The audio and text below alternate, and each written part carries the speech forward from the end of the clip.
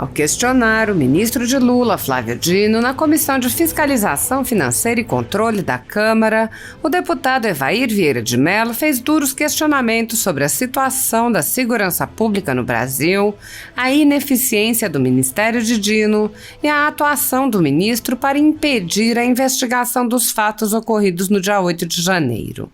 O deputado rebateu o ministro, que havia dito que os homicídios estão caindo, e mandou procurarem dados, e mostrou outros gerúndios dizendo que a aprovação do governo Lula está caindo, e prosseguiu: a nossa vida está ficando mais cara, está ficando mais difícil e está ficando muito insegura. Evair Vieira de Mello questionou a alegação apresentada pelo ministro para não comparecer à sessão da Comissão de Segurança Pública, quando o ministro alegou que não teria segurança para comparecer. Evair disse: o senhor disse que com a segurança pública vai a qualquer lugar. Não estou entrando nesse mérito, mas por notificação nossa e por convite nosso, o senhor não foi à Bahia visitar os conflitos agrários. Nós notificamos o seu ministério e o senhor se furtou a ir lá. O deputado mencionou que o ministro também não foi ao Rio de Janeiro em meio aos brutais ataques com incêndio de ônibus. O deputado lembrou que os envolvidos nos ataques no Rio de Janeiro, que foram capturados, já estão soltos.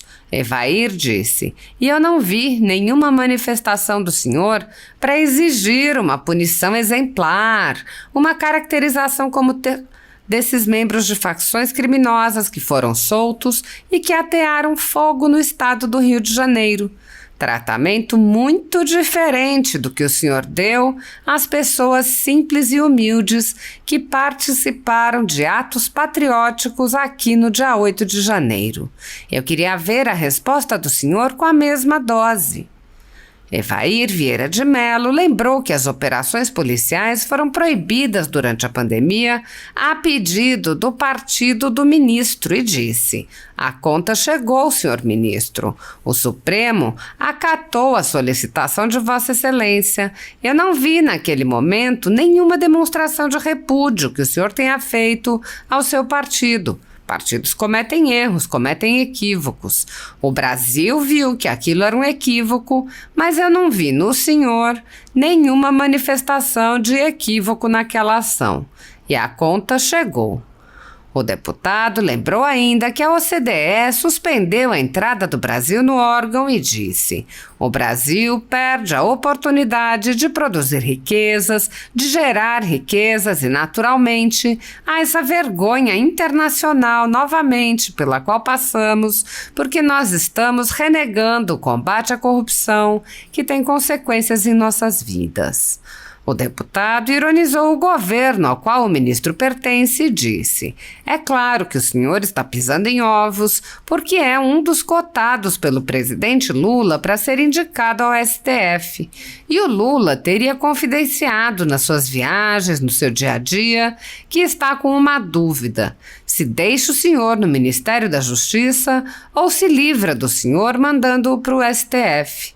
O presidente Lula teria dito nos corredores que talvez seria um mal menor enviá-lo para o STF, tendo em vista que o senhor não está conseguindo construir uma relação diplomática dentro do próprio governo. O senhor não é unanimidade dentro do próprio governo, justamente por estar gerando muitos constrangimentos. O deputado criticou as ações do ministro na CPMI e afirmou que a verdade ainda será descoberta. Evair disse: a história que o senhor conta das imagens que foram apagadas não fica de pé nem na segunda esquina, muito menos na primeira. Isso não se sustenta. É claro que o senhor fez um esforço o tempo todo. O senhor não foi à CPMI, não permitiu, não deu as respostas que foram feitas ao Ministério sobre a viagem do senhor Lula. Naturalmente, o senhor sabe que o Lula foi tirado de Brasília. Nós precisávamos da prova disso e estava com o senhor a programação de voo, mas tudo isso não ficou de pé. Quanto à não citação do G. Dias na CPMI, é claro que houve interferência, porque a citação do G. Dias na CPMI iria comprometer todo o núcleo do governo. Portanto, esse requerimento é meu e eu volto a dizer, ficou muito feia essa não colaboração que o senhor teve na CPMI. Eu tenho certeza de que a história vai fazer essa correção.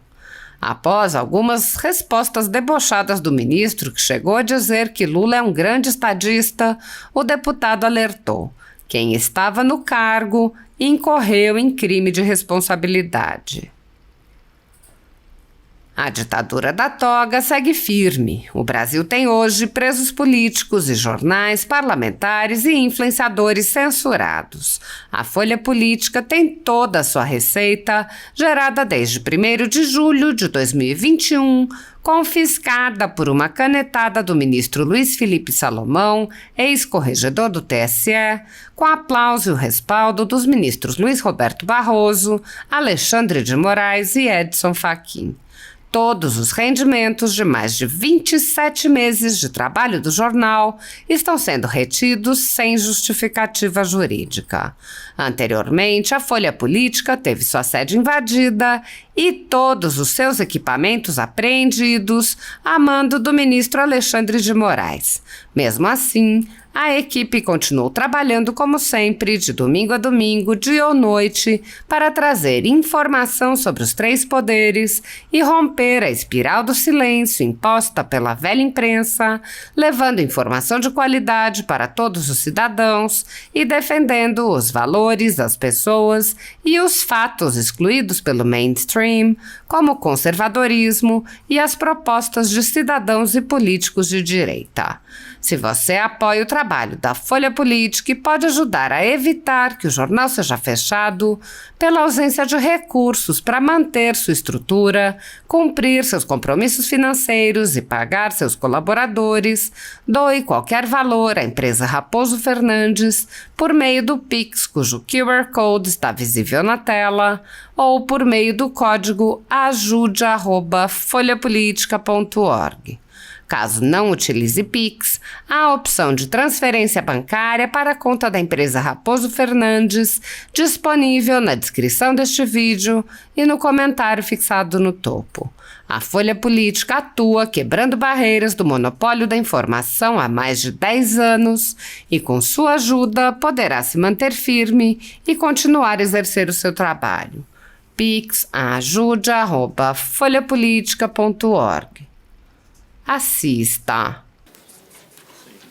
Senhora Presidente, senhor Ministro, usando o gerúndio que o senhor fez questão de, na sua fala, vou iniciar onde eu ia terminar. A aprovação do governo Lula também está caindo. O verbo que o senhor usou. E, naturalmente, a aprovação de um governo, quando cai, ela é fruto das políticas dos seus ministros, do seu governo, que naturalmente não conseguem serem absorvidas e prestar resultados de utilidade e solução para a população. O senhor é ministro da Justiça. Eu sou um deputado, claro, da oposição, até por formação moral e ética, jamais seria aliado de quem se propôs ter a índole de Lula na sua história de vida, mas eu queria ser oposição aqui na casa de pautas mais leves. E queria, naturalmente, porque as ações do Ministério da Justiça e do Ministério da Economia interferem na vida de todos os brasileiros. Isso é muito caro para todos nós. A nossa vida está ficando mais cara, está ficando mais difícil e está ficando muito insegura.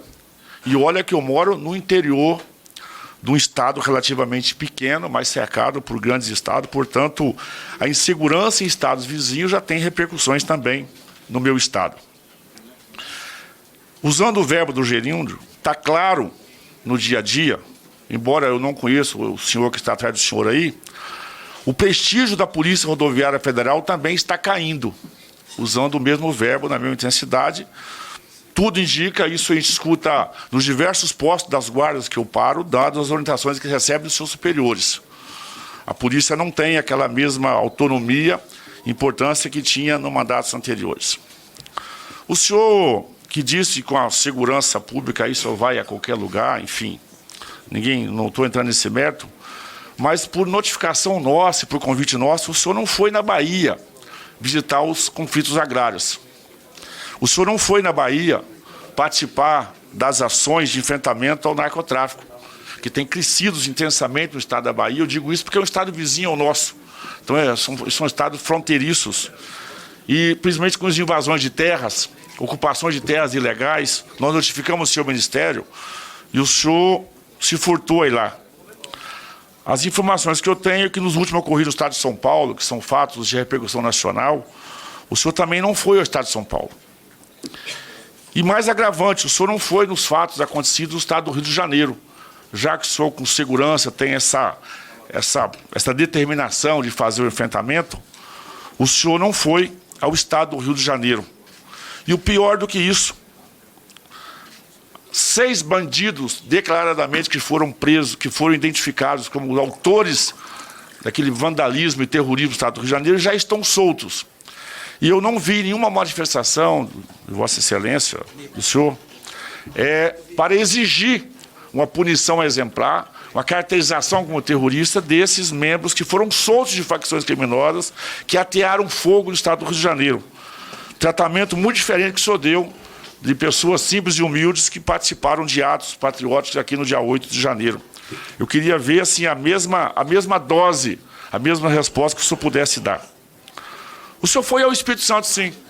Se reunir com o Casagrande, o governador do PSB, embora eu não tenha sido nem convidado, porque também não participaria de um conluio daquele político, naturalmente, mas foi o seu partido que o senhor é filiado, o PSB, que durante a pandemia, eu estava aqui nessa comissão, aqui pela liderança do governo Jair Bolsonaro, foi o seu partido que entrou com uma ação no Supremo pedindo a suspensão das diligências policiais, de investigação da polícia nas favelas, nos morros, nas milícias, onde o narcotráfico tinha operação. O PSB entrou com uma ação no Supremo para suspender essas operações policiais nessas áreas de ocupação do narcotráfico. A conta chegou, senhor ministro. O Supremo acatou a solicitação de Vossa Excelência. Eu não vi naquele momento nenhum repúdio que o senhor tenha feito ao seu partido. Partidos cometem erros, cometem equívocos. E o Brasil viu que aquilo é um equívoco, mas eu não vi no senhor nenhuma manifestação de equívoco àquela ação, e a conta chegou. O Rio, que já tem uns problemas históricos, parece que a coisa acaba se agravando, e esse crime do Rio de Janeiro, esse modelo operacional, infiltrou os estados vizinhos. No estado do meu colega deputado Nicolas, de Minas Gerais. É claro a ligação do narcotráfico do Rio hoje já infiltrado no Espírito Santo, que é um estado vizinho, um estado menor, enfim, essa ligação, e agora estão chegando à Bahia. Essa conta foi de um alvo que não foi atacado lá naquela época da pandemia, se empestearam, se alastraram e, naturalmente, a coisa acabou se evoluindo nessa direção. Para fazer use esses argumentos para poder dizer que, embora o senhor tenta negar, eu tenho muito orgulho dos números produzidos pela segurança pública no governo Jair Bolsonaro. As estatísticas estão aí, os números estão postos aí, não vou discutir números, mas estão postos aí, posso até disponibilizar, se Vossa Excelência não os tiver. Recentemente, o Brasil agora foi rebaixado na condição de caminhar para o CDS, senhor ministro, porque claramente tem um desmanche do combate à corrupção. Isso é um outro fato agravante, porque o Brasil perde a oportunidade de produzir riqueza, de gerar riquezas, e naturalmente essa vergonha internacional novamente que nós passamos por ter sido... estamos renegando o combate à corrupção. Isso tem consequências, naturalmente, nas nossas vidas. Eu também não vi nenhuma manifestação de Vossa Excelência, de nenhuma ação do Ministério, porque isso é um fato gravíssimo. Até porque, naturalmente, o governo que Vossa Excelência serve, Vossa Excelência não é um membro fora do corpo. O senhor não é um membro fora do corpo, o senhor responde por todo o governo. É um governo que tem um histórico de corrupção. Portanto, deveria ser uma premissa básica, mas o próprio presidente que o senhor serve, O senhor serve a ele, né? Não serve à nação, naturalmente, embora o cargo deveria ser para a nação. Né? Ele tem um histórico, um conluio, ele quer inclusive perdoar e os corruptos, o governo Bolsonaro, que fez a devolução de quase 21 bilhões de reais de empresas que foram denunciadas, que foram auditadas, que foram fiscalizadas, devolveram quase 21 bilhões de reais. Ninguém devolve sem esse reconhecimento. E toda essa operação acabou sendo desmontada. É claro que o senhor está pisando em ovos, porque só está aí, o senhor é um dos cotados pelo presidente Lula para ser indicado ao STF. E o Lula teria confidenciado nas suas viagens, no seu dia a dia, que ele está numa dúvida se ele deixa o senhor do Ministério da Justiça ou se livra do senhor mandando para o STF. Palavra do presidente Lula nos corredores teria dito que talvez, já que é mal menor enviá-lo para o STF, tendo em vista que o senhor não está conseguindo construir uma relação diplomática dentro do próprio governo. O senhor não é unanimidade dentro do próprio governo, que normalmente está gerando muitos constrangimentos. E as ações do senhor nos bastidores da CPMI, eu sou membro da CPMI, e ficou claro a sua interferência na relatora em todos os trabalhos para impedir a clara investigação. A história que o senhor conta das imagens que foram apagadas não fica de pé nem na segunda esquina, muito menos na primeira. Isso não se sustenta. Claro que o senhor fez um esforço o tempo todo, o senhor não foi na CPMI, o senhor não permitiu, não deu as respostas que foram feitas ao Ministério da viagem do senhor Lula. Naturalmente, o senhor sabe que o Lula foi tirado de Brasília. Nós precisávamos de prova disso, isso estava com o senhor, a programação de voo e tudo isso, mas não ficou de pé. Até a não citação do G. Dias na CPMI, é claro que teve uma interferência, porque a citação do G. Dias na CPMI, naturalmente, iria comprometer todo o núcleo do governo. Portanto, esse requerimento é o meu, e eu volto a dizer, ficou muito feio essa não colaboração que o senhor teve na CPMI. Eu tenho certeza que a história vai fazer essa correção. No futuro não teremos acesso a esses dados e, com certeza, o Brasil realmente vai saber da verdade acontecida do crime do Código Penal. Posso citar aqui o artigo 13, o artigo 301, do crime de omissão de responsabilidade. Obrigada, deputado. Com a palavra, novamente, o ministro, por 5 minutos. Em primeiro lugar, eu quero, deputado, dizer ao senhor que eu discordo, e não apenas discordo, como repudio, como repilo, todas as ofensas morais ao presidente Lula. O presidente Lula é um político respeitado no mundo, é um dos maiores estadistas da história do Brasil, 3 vezes presidente da República e não tem nenhuma condenação por absolutamente nada. É um homem 100% ficha limpa. Então, de fato, eu tenho muito orgulho de servir sob a liderança do presidente Lula à nossa pátria. Em relação à PRF, do mesmo modo, nesse momento que o senhor diz que a PRF está omissa, inerte, estão centenas de policiais rodoviários federais no Rio de Janeiro, junto com a Força Nacional, combatendo facções criminosas. E esse esforço, creio, deve ser reconhecido. A Polícia Rodoviária Federal, a pedido do governador Cláudio Castro, fez uma operação no Rio de Janeiro de combate a roubo de carga. Desde que a Polícia Rodoviária Federal começou essa operação, no mês de junho, as estatísticas caíram pela metade. Então, eu quero também, do mesmo modo, elogiar todos os policiais rodoviários federais que têm feito ações de enorme importância. Para o senhor ter uma ideia, hoje a Polícia Rodoviária Federal, fez a apreensão de mais de 2 toneladas de drogas na Bahia. E se o senhor acompanhar minhas redes sociais, o senhor vai ver que todos os dias eu posto resultados da PF e da PRF. Portanto, eu quero declarar publicamente o meu orgulho de ser brasileiro e brasileira e ter a Polícia Federal e a Polícia Rodoviária Federal. Eu sou, deputado, o ministro que visitou praticamente todos os estados. O senhor perguntou se eu fui na Bahia. Sim, eu fui. Nós fizemos uma grande operação lá, está aqui a deputada Lídice, entregamos o deputado Jorge, entregamos recursos, viaturas, aumentamos o efetivo lá na Bahia. Tanto é que a Bahia saiu da fase mais aguda da crise. O senhor pergunta se eu fui em São Paulo. Sim, eu fui em São Paulo. O senhor pergunta, e fizemos ações importantes. Quero lembrar ao senhor que um policial federal nosso levou um tiro na cabeça numa grande operação em Santos, exatamente combatendo facções criminosas. Então, também não é verdade que não houve presença em São Paulo, como esses exemplos mostram.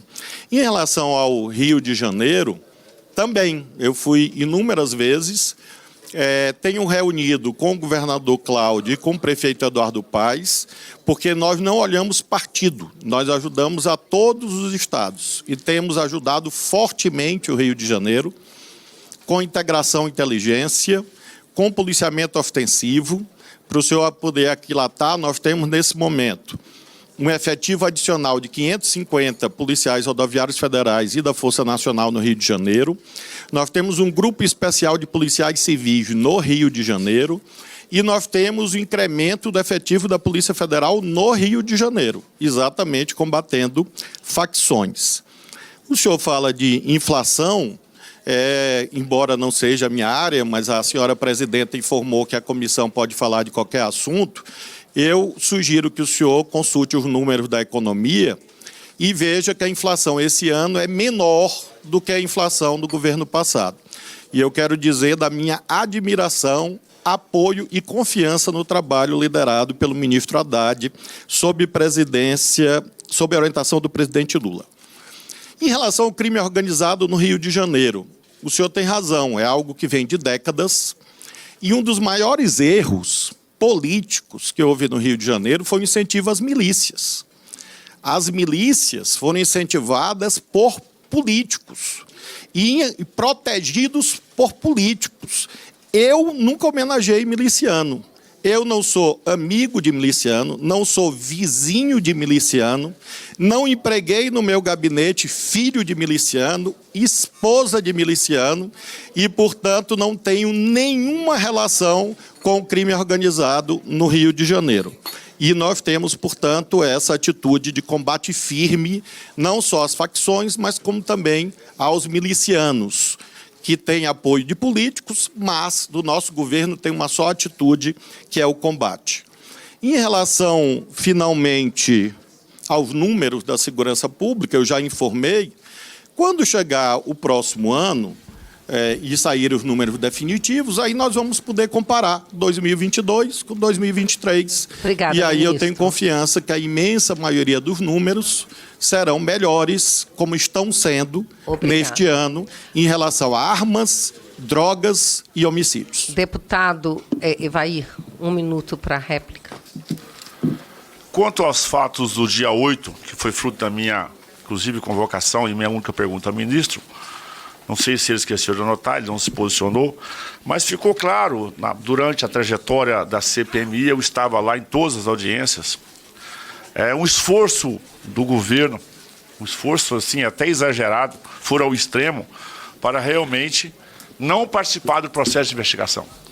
E o governo é que só aceitou instalar a CPMI depois que as imagens que envolviam pessoas diretas, por crime de responsabilidade, está no Código Penal, se estavam no cargo, quem estava no cargo tem o seu crime de responsabilidade, naturalmente foram bastante omissos. Nenhuma pergunta objetiva feita ao Ministério foi respondida.